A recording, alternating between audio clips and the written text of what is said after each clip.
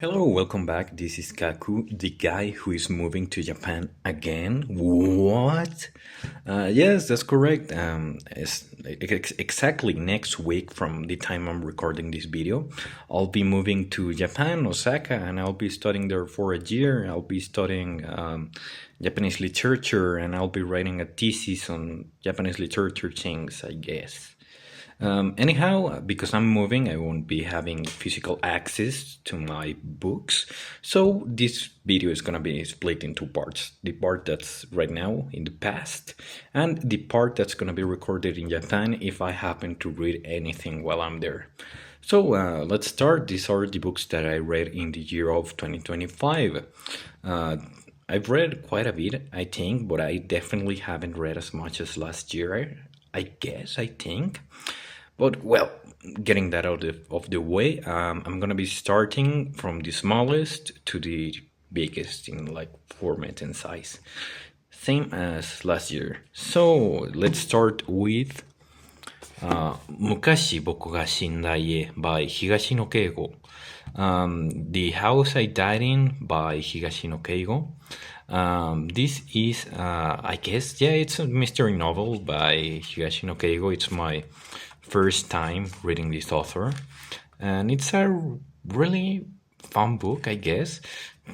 Talking about the cover really quickly, some Higashino books had reprints which had like an extra cover on top of the cover with anime girls for marketing, I guess, and it definitely works because I picked this book back when I was in Japan like a while ago because I thought the girl on the cover was really cute.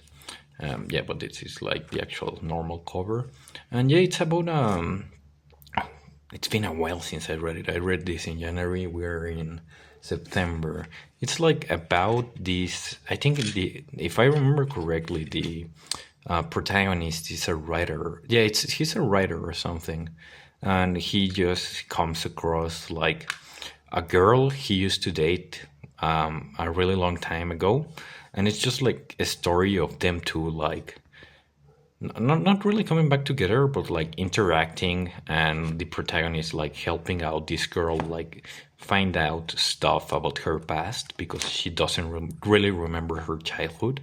So like they end up going back to the childhood house of this girl, and like some crazy awesome like really interesting Mr. Writing happens because the entire book is like crafted so genuinely like smartly, because like there's so many clues, there's so many like things that come up and then later on get resolved, or it's just a really clever book to read. Like Higashino Keigo like really crafted this book like down to like the I don't know what to say.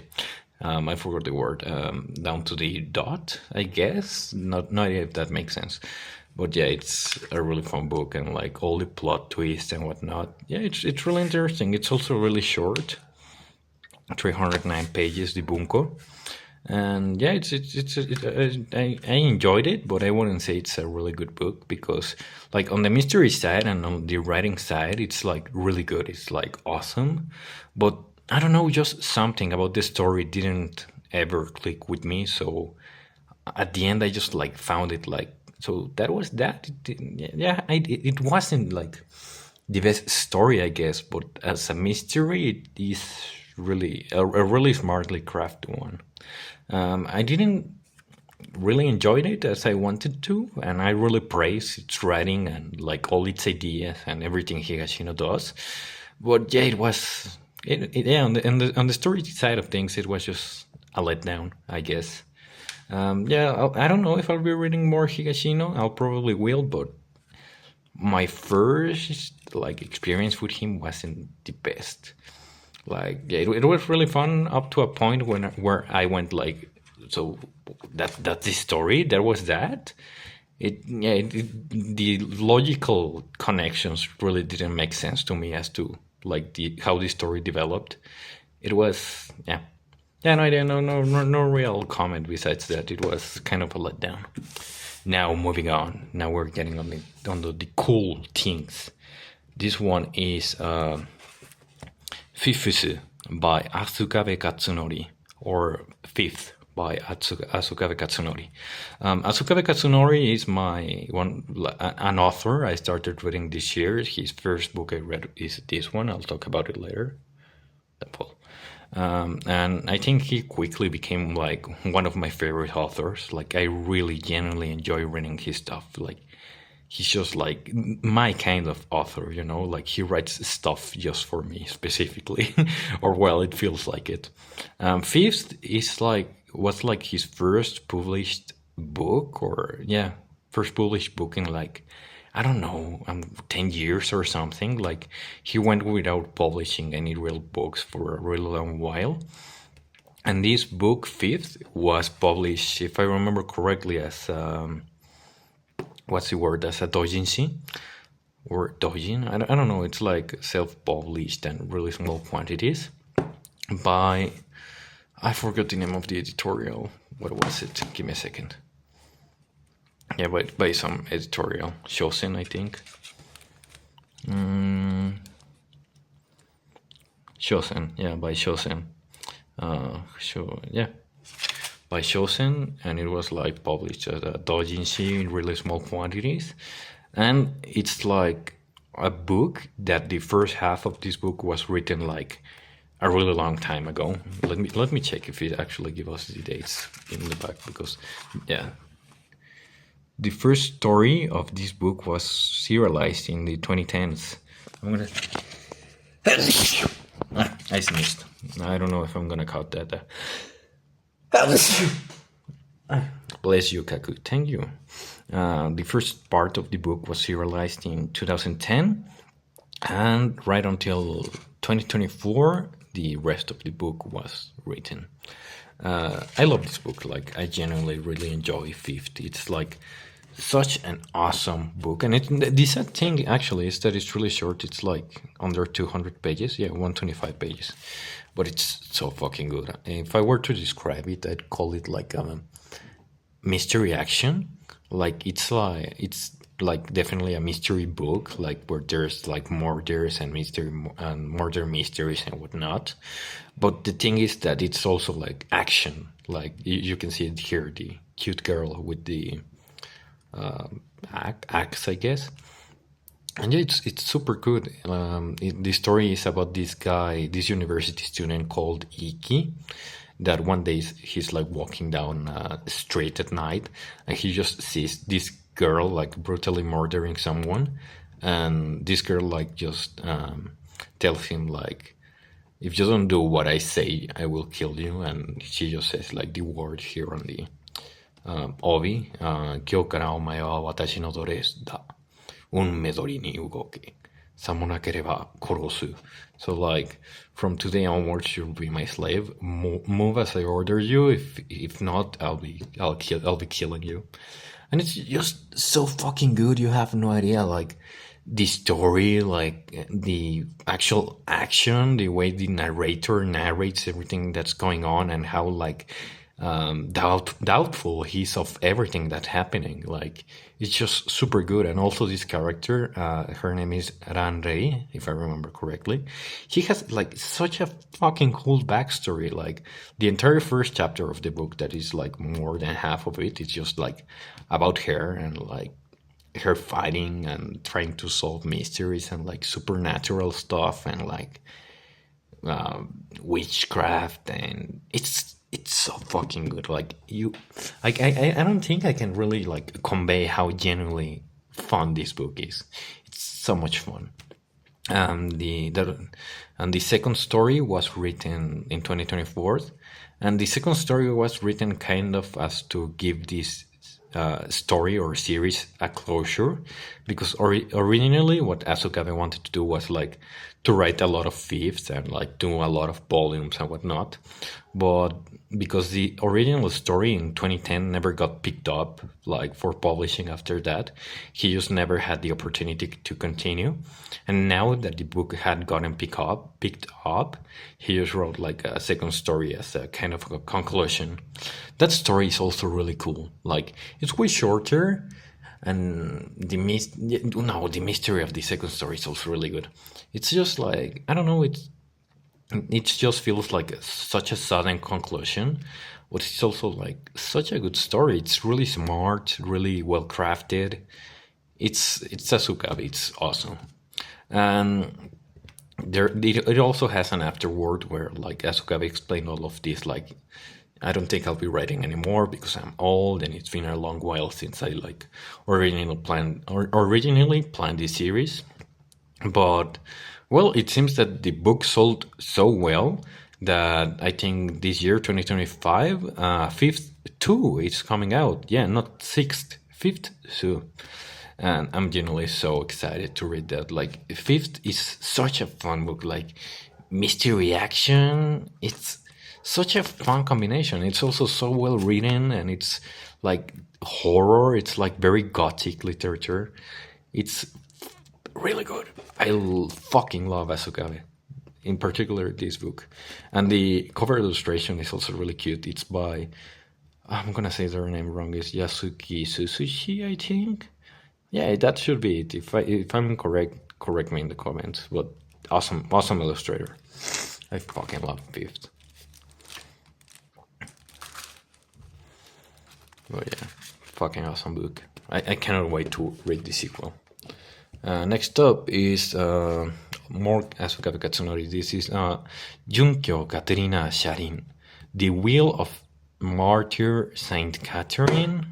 I think that should be it. This is Asukabe Katsunori's debut book. Like, he debuted with this book, and it won the 9th Ayukawa Tatsuya Award, Mystery Award. And this book is also really awesome. It's really cool. It's the story goes about this. I don't remember if he was like a curator, like a curator at a gallery or museum or something, that suddenly becomes like really interested in this like Japanese painters' paintings, and then he starts looking into him, and like looking into his paintings leads him to like carrying out an investigation on what happened to that author, and that leads to like a murder mystery that hasn't been solved in 10 years, and it's so good. Like, it's just so smart, and it's also like a mystery that it's really smart. One, in its structure, like the structure of this book is like crazy original. I don't know if original, but it's like such a crazy smart structure of a book. And second, the mystery actually involves paintings that Asukabe did himself. So like the paintings themselves, like you have them at the start of the book, but like throughout the story, as the narrators find these paintings, and they start analyzing them, because like, yes, they are curators and whatnot. Like, a lot of the mitate for on the paintings like comes up, and that way they like get clues for the mystery and whatnot. And it's so cool, and like it's so smart. Like, the characters go into depth into these paintings, like down to the minute detail. Like, this means something, and this other thing could mean this, and this girl could be the girl from the other painting, and what's going on in here, and in here what's this, and what's going on in the background, and same for the other one. Oh, that's enough, not for work. And there's also like Mads Mikkelsen. This book is really fucking cool. I really enjoyed it.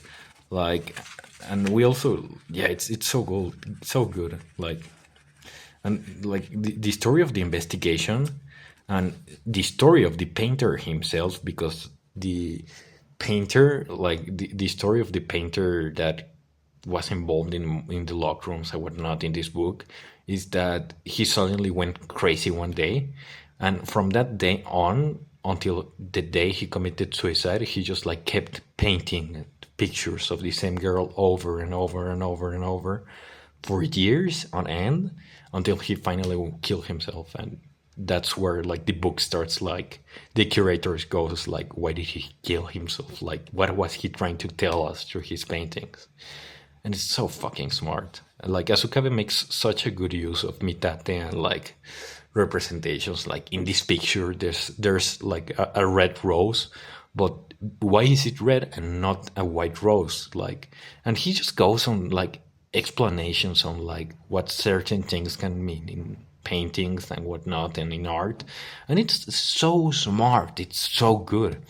It's like so fun to read, and like this, yes, like the mystery is awesome. The art talk is also really good, but what really got me is like just how impactful and human the story is. It's like such a heartbreaking story. It's like you're so genuinely real. Like you feel like destroyed right after like reading certain parts of the book. Like it's so good. It's really good. I really like this book. The Martyr of Saint Catherine, the first book, published book of Asukabe Katsunori, winner of the 9th Asukawa Tatsuya Award.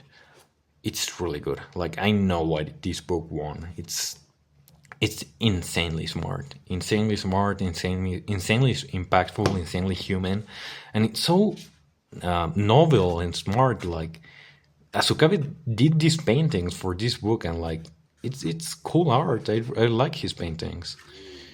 It's awesome. The characters are also really good. Like list of characters and whatnot. It's really cool. Like the curator duo of the museum, it's really good. Or the gallery are really cool. Then like all the involved people with the artist, and the artist himself is also really cool. It's so good. It's really good. Love this book. Next up, Nishio Isin, the author I said I wasn't going to be reading anymore, but here I am, and there's another book of his. This is Jinrui Saikyo no Hatsukoi. The first love of humanity's strongest. This is the first book of the Saikyo, the strongest series by Nishio Isin. It starts Junaikawa from the Saregoto series. And yeah, it's a really, I don't know what to say. It's a book. It has some really fun moments. I don't know. It's just I would say it's just an entertainment novel. It has like a few really cool scenes, but overall, I feel it was kind of a drag. It like dragged down for too long. The first story of the book. This book has two stories. The first one is the first love of humanity's strongest, and the second story is the heartbreak of humanity's strongest. The first love is really fun. I enjoyed that. It was really good. But the second story, it could have been just like 10 pages long, 5 at best, but it just goes on for like 100 pages. And nothing really happens in that story. It's kind of really boring. But like, if you like Nishio Isin's writing and you like his rambles and whatnot, and like stories that they take a really long time to go nowhere, yeah, this book is for you. Maybe I will be reading the following volumes in the series. Like I can say, like it's not my favorite thing Nishio has done. Definitely, I've liked it more than some books in the Ningen series, but yeah, it's also not his best. I want to read more books because I'm like invested enough in June as a character, and I want to see where her story goes. Like, yeah, it has like some really This book has like some very interesting lore drops about June, and having her as a narrator is really fun. Like, my favorite thing about this book is that June is so strong. Like, she's so strong. She's the strongest. That in her narration, she doesn't even need to use like quotation marks for speech. Like her narration and her speech aren't different at all in the text itself. Like she's just narrating here, and then suddenly she says something, and like it doesn't have quotations, but she spoke that, and you have to be guessing what she's saying out loud and what she's not, and it's a really really interesting thing to do, like with this character and her narration. Like she's just too strong to have her dialogue marked with quotations. Yeah, it's fun. It's fun. The story goes about like how June suddenly one day loses her job, and she just goes like, oh well, this is so boring. Then I think I'll kill myself. This is what it says there, and that's what she says in the story. And then it's just like a story of her like being jobless and desperate, and she gets involved in a lot of weird happenings and space stuff and aliens, and it's a really interesting book. Yeah, I definitely wish it could have been better, but yeah, it's a fun book. Like, it's entertainment, not the most impactful, not the best thing Nisio has done, but well, it has a really cute pink lady. I really like her, Nagatoro Toromi. I think she's my favorite character of this book. Anyhow, moving on. This one is gonna be a little bit more pessimistic. This is Kaijin Desmachi no Tsui. No, how do you say this? It's like retreat. It's Tsuiten? Kaiten? Give me a second. I have to sort out the reading of that word. Where's the copyright page? Titan. I think I said that. If I didn't, well, I'm just dumb.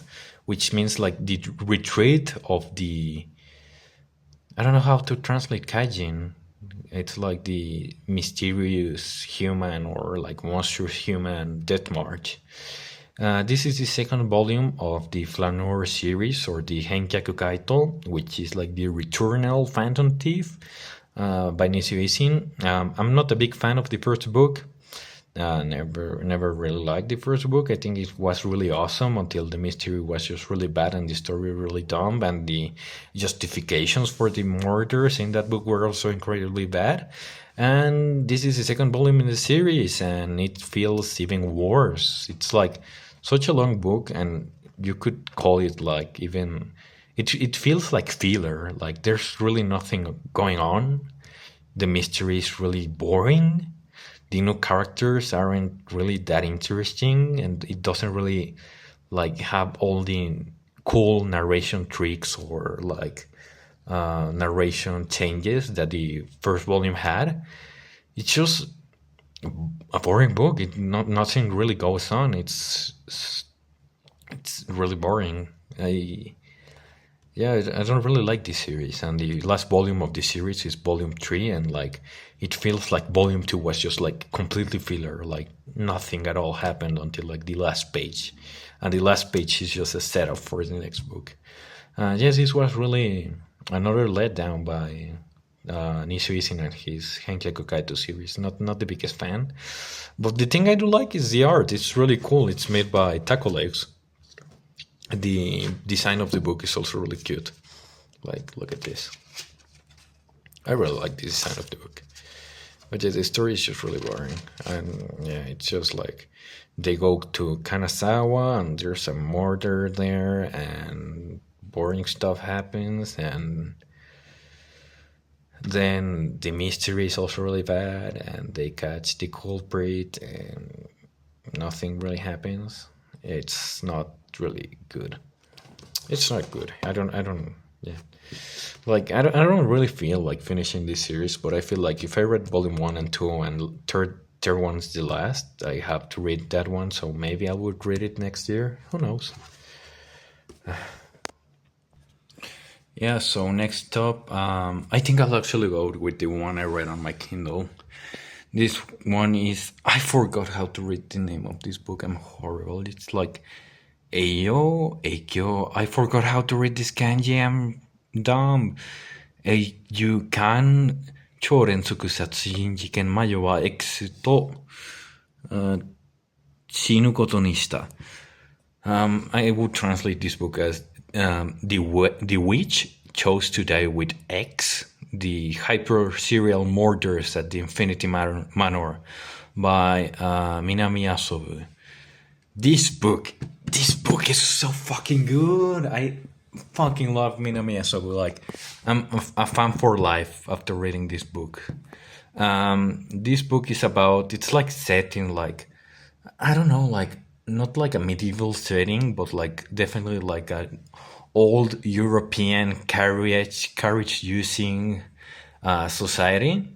And the story is about the I think the only son of this one political. I don't know if it was political or like really important family in the town. His name is Heath, and the story is just like him about going back home after a lot of years, and it's really fun. Like he just comes, like he comes back home because his mother died, and there, like at the funeral he meets like this witch called Lily, and there's just like murders going on and whatnot. And then he I don't know if it was him or her. It's been a while since I read these books, like, and I don't know if it was Lily or him that got killed. But the thing is that when Lily got killed, Heath was looking at her eyes, and the next thing he knew was that he had gone back a few days in time, and that's where like the Infinity Manor thing comes in. Like, I'm not spoiling. Like, this is all like in the blurb of the book. It's just like a time loop murder case, and it's just so genuinely smart. Like, the characters are awesome, the story is awesome, like all the emotional notes are there. Like it pulls your heartstrings like to a T. And the mystery aspect of like in itself is like also incredibly smart. Like it's so well crafted. Like the fact that it's a time loop mystery doesn't make it like any less fair of a mystery. Like it's just like such an incredibly fair mystery, despite like having such an interesting mechanic or confusing mechanic going on. Like it's really incredibly smart. Like I really enjoyed reading this. Like the mystery was awesome, the characters were awesome, all the plot twists, because it has so many smart and awesome plot twists were like really good. And I really genuinely loved it. It was so much fun. I have a written review of this on my blog. I wrote like a really long review for it. It was really fun. It was like the first book this year that I read that I was like, hell yeah, this is genuinely fun. I'm back into reading, because before this I had read like only like Death March and The House I Died In, this one, which I'm going to talk about later. And they're not the best books. Like I had like read three really, I read like three really uninteresting books in a row, and that kind of had killed my motivation. But this one just like lit the flame back up on my love of reading. It was so good. I love it, and I know Minami Asobu wrote another like Honkaku book, which was like inspired on Generation Zero books, and from what I read on Twitter, it has like some very Sarigoto moments. That book is called Pandora's Brain, I think. I'm also really gonna be reading that when I get to Japan and get the physical of that book, because I really want to read and have like Minami's stuff in physical. Like it's worth it. It's like such a good book. I know in the mystery aspect, Sakashima Ryu was also involved. I think he was a consultant for the mystery or something. But yeah, it's such a good book. It's like really smart, really cool mystery, really cool characters, awesome setting, also like an awesome implementation of a time loop mechanic. And the motivations for the murders are also really good, because like I've read books with very weak motivations of us for the mystery, and they're lame. But this one is completely the opposite. This is really good. It also has like such a cool scene near the end. Like the climax of the book is like so cool. It's like, I don't know, it's awesome. I don't know what else to say. I loved it. I forgot how to read this kanji. Eikyo, Eiju. No, it's not Eiju. Eikyo-kan? Eiko-kan. Maybe. I have no idea. Correct me in the comments. I don't care. I'm tired. But yeah, I really recommend this book. I love Minami Asobu. Next up, this one, my first time reading Majo Otaro in a really long time. This is Yamanaka no Shimitomo Naru, or Shimitomo Naru of the Mountains. This book is fucking crazy. It's insane. I don't know how to even describe it. Like, the story is about this one kid, I guess, yeah, he's really young, called Shimitomo Naruo, and he's like an incredibly fast person. Like he's like super fast, like fast enough to go compete at the Olympics. But the thing is that he has a mane growing on his back, like a mane, like a lion's mane or something, growing on his back, and then he's not able to compete for the Olympics, and then he decides to go with a more human approach to his life or something, and he becomes the apprentice of a calligrapher. But like after that, his life just like starts drifting away from normality in like some really insane ways and surreal ways. This book is pure literature, so it's not a mystery or anything. It's just like a story. I don't know how to like describe Bungaku or pure literature.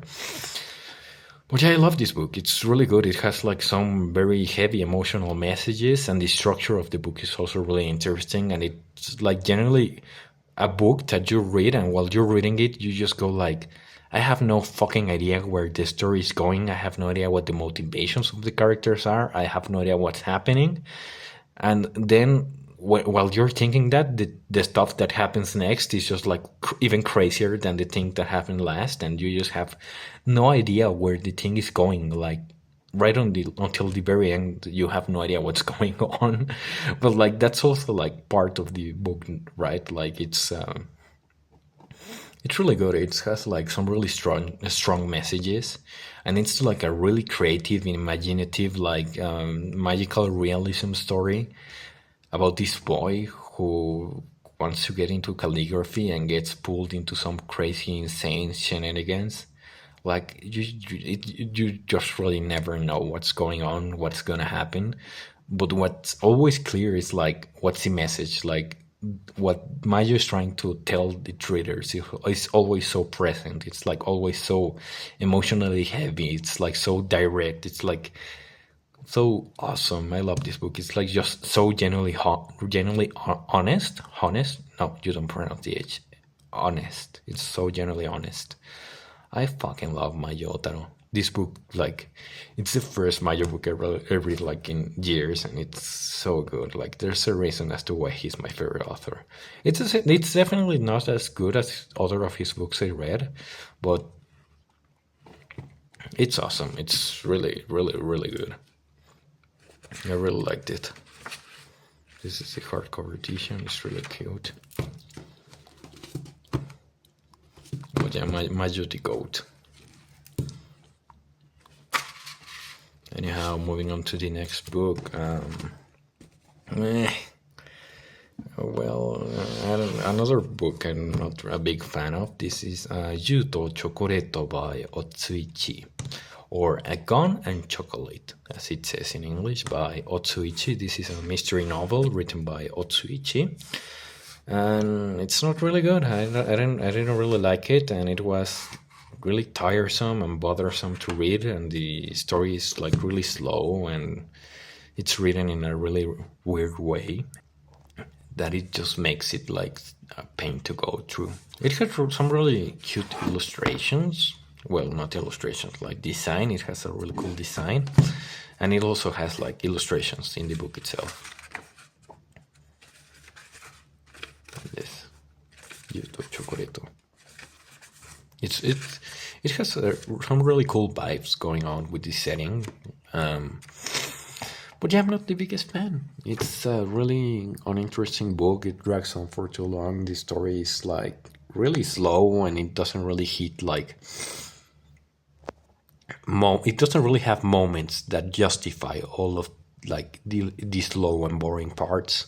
It's about like the story is about a boy who lives in like a steampunk kind of ish city, and his family is poor, but in this same like country he's living in, there's like a very famous duo, if to call it that way, of great detective and a phantom thief. The phantom thief is called Godiva, as in chocolates, and the phantom thief Godiva is like the phantom thief steals a lot of stuff, and the great detective chases after this phantom thief, and these two are so famous in the country that like The Great Detective. What was the name of the Great Detective? It was like Royce or something. Like it was another brand of chocolate. And this Great Detective is like the national hero and like the most awesome people to look up to, and like all the children in the country are fans of his.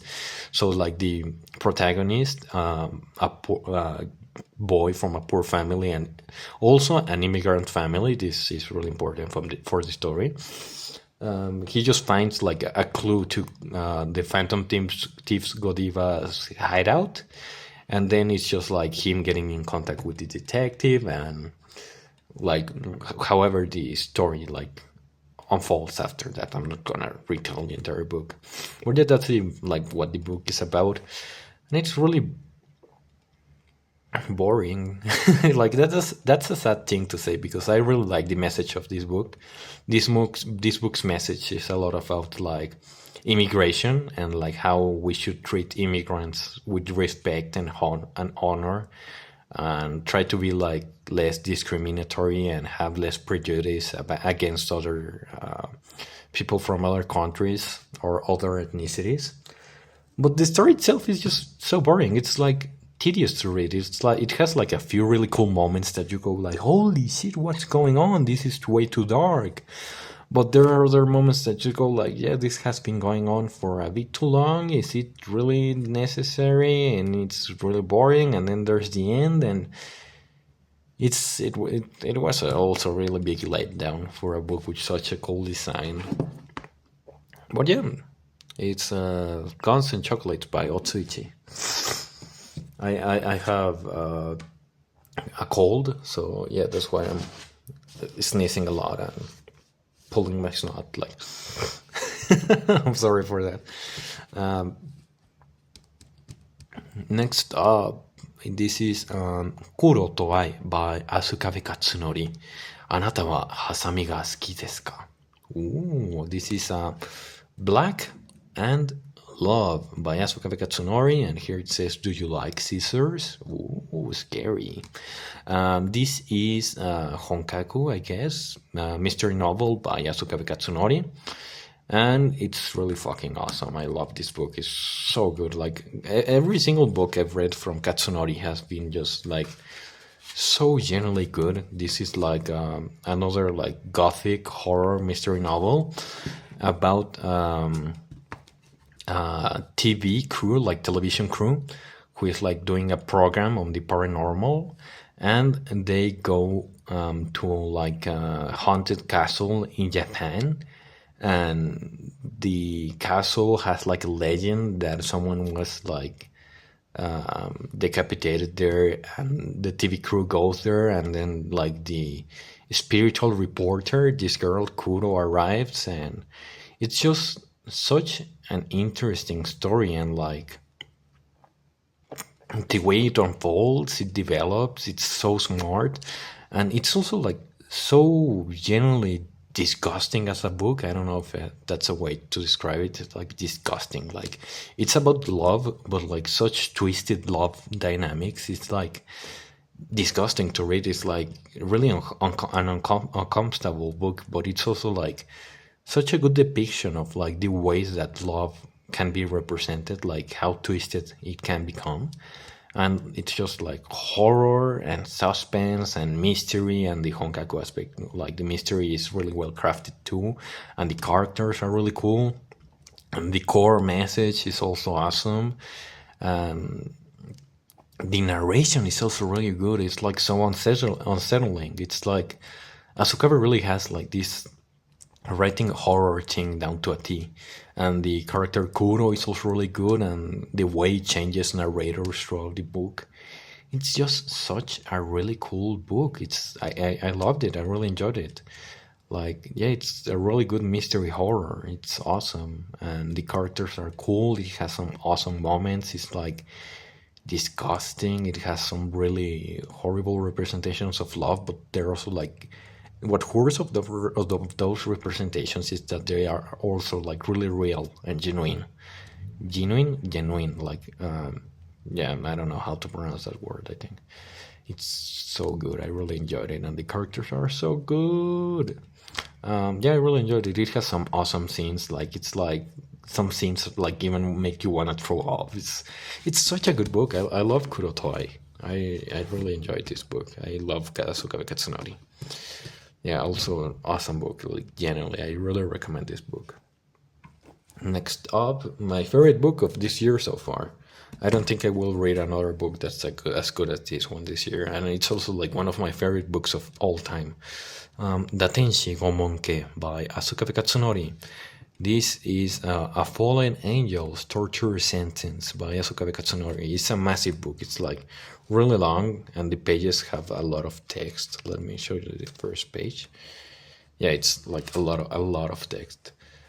This book is also like a horror mystery by Yasukabe Katsunori. For a really long time, this book was almost lost media because it was originally printed in like very low quantities, and it was really difficult to get. Like it got to a point where a single copy was like $300 or $400, but then all of a sudden, like it got a reprint. This is the reprint I got, and it's so genuinely awesome. It's like one of the best books I've read. Period.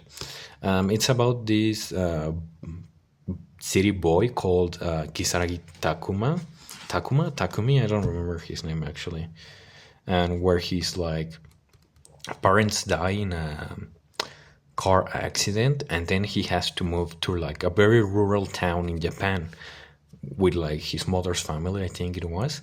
But then like when he gets there to that like rural town, he discovers that his grandfather supposedly had like dealings with demons, and that he had summoned the demon to kill some people, and it's just so good. It's like it is like first person narration. The other books of Katsunori I've talked about have had third person narration. The Wheel of Saint Catherine had like mixed narration. But it's so good. This is first person narrated from Takuma's point of view, and like seeing just like the narration of this middle school first grader like go through all of these insane stuff in like a town with really weird customs is like such a good thing. Like I really genuinely never wanted this book to end. Like as I was reading it, I was kept thinking like I don't want it to end. I don't want it to end. Like I took my time reading this book because I generally did not want to finish it because I had just so much fun. Like the characters are great, the horror aspects are great, like the world building is awesome, like everything that goes in the city is insanely fun to read. And it's such a good book. It has also such good messages. It has so many cool stuff to love about it. It's so smart, so good, so awesome.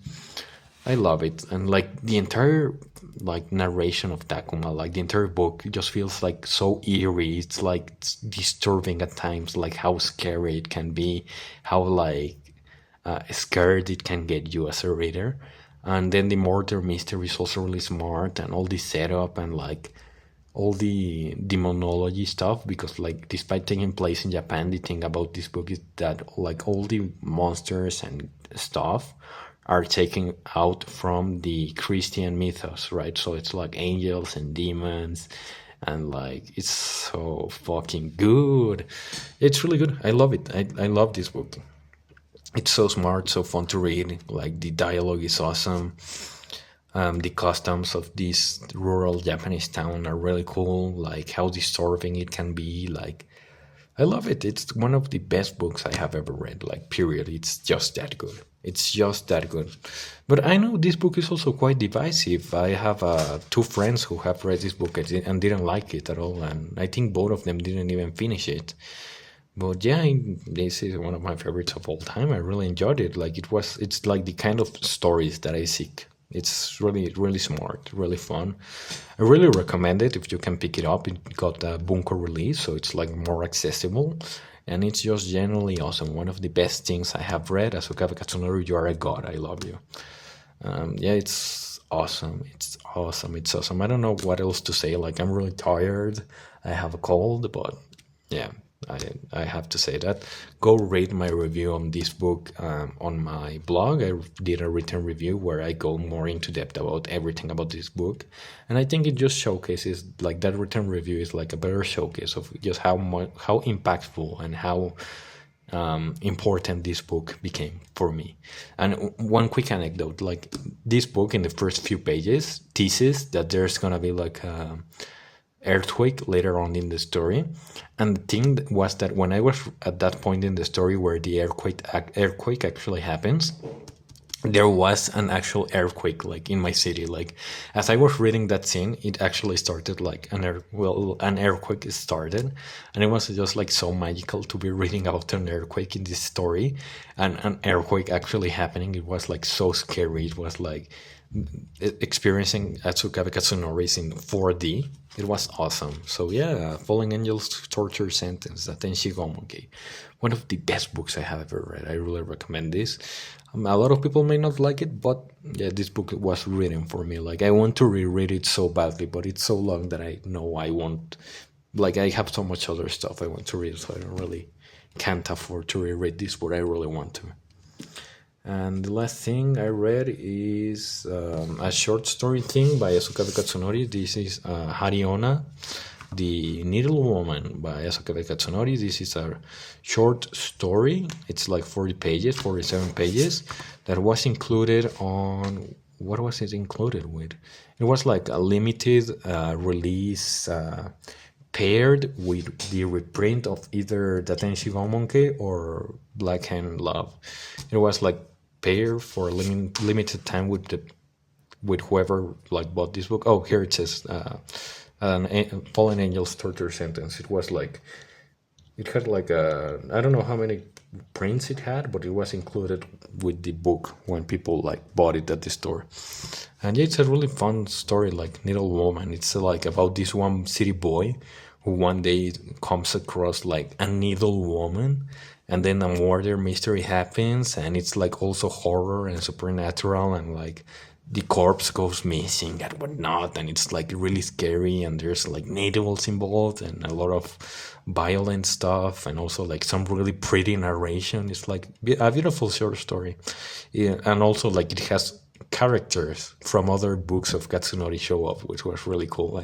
I loved seeing those characters show up from these other books, like seeing them out of like in a different context by another narrator. It's really fun. So yeah, Hariona by Yasukabe Katsunori, also really good.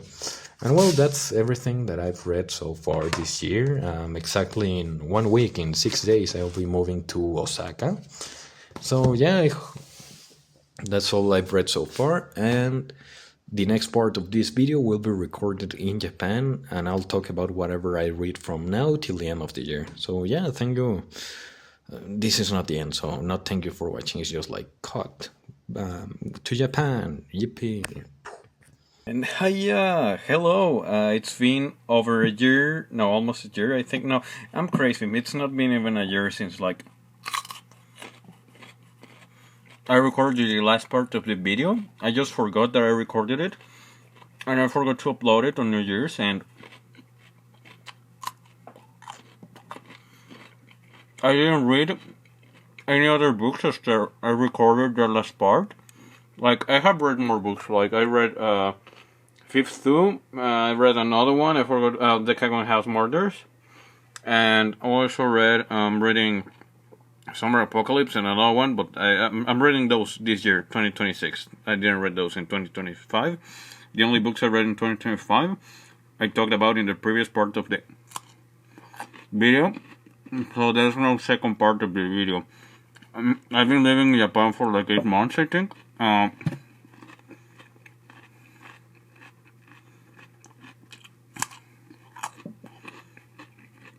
Thank you for watching. I will be reading a lot this year, hopefully. And I will be uploading another video in, subscribe and please give me money.